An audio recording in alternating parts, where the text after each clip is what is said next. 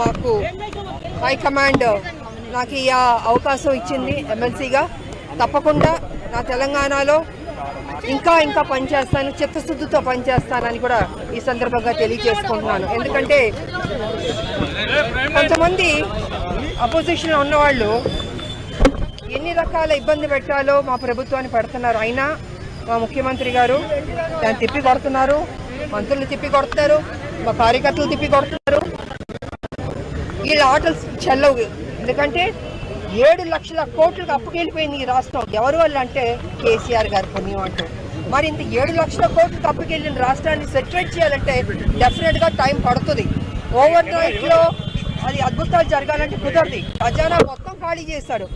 మేము మా ప్రభుత్వం తప్పకుండా మొత్తం తెలంగాణ ప్రజలకి వాగ్దానం చేస్తాం, మంచి స్కీమ్స్ తీసుకొచ్చి చేద్దాం అనుకుంటున్నాం. కానీ ఇక్కడ ఖజానా చూస్తే మొత్తం ఖాళీ చేశాడు. అయినా ముఖ్యమంత్రి గారు కింద మీద పడన్నా దానికి ఫుల్ఫిల్ చేయాలి. ఏ ప్రామిసెస్ చేస్తాం మనం తెలంగాణ ప్రజలకి అది ఫుల్ఫిల్ చేయాలన్న ఒక దృఢ సంకల్పంతో, మంచి మనసుతోటి ఆయన మ్యాక్సిమం ట్రై చేస్తున్నాడు.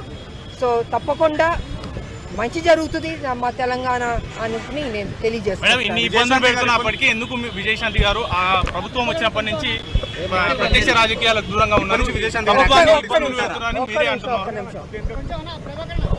నేను 14లో పనిచేశాను, 18లో పనిచేశాను, కాంగ్రెస్కి 19లో పనిచేశాను, 20 పనిచేశాను, 23 పనిచేశాను. ఎక్కువ పనిచేసింది నేనే. కానీ ఏనాడు నాకు ఇది కావాలని నేను ఏం అడగలేదు. హైకమాండ్ నాకు ఆఫర్ చేసినా నాకు వద్దు, నేను ముందు పనిచేస్తాను నా పార్టీ కానీ పనిచేస్తాను. ఇవాళ 23 కూడా నాకు ఇది చేస్తామని హైకమాండ్ అందుకని నేను ఏనాడు అడగలేదు. బట్ ముందు పనిచేద్దామని ప్రభుత్వం రాని కేసీఆర్ని గద్దె దింపడమే మా లక్ష్యం. అందుకే ఇన్ని సంవత్సరాలు మేము ముందుకు వెళ్తూ ఉన్నాం, పోరాడుతూ ఉన్నాం. అదేవిధంగా ముఖ్యమంత్రి గారు కూడా అమ్మ రావాలని ఆయన కూడా నన్ను ఆహ్వానించారు. సో ఆయన ఆహ్వానం మేరకు నేను కాంగ్రెస్ పార్టీలో మళ్ళీ తిరిగి రావడం జరిగింది.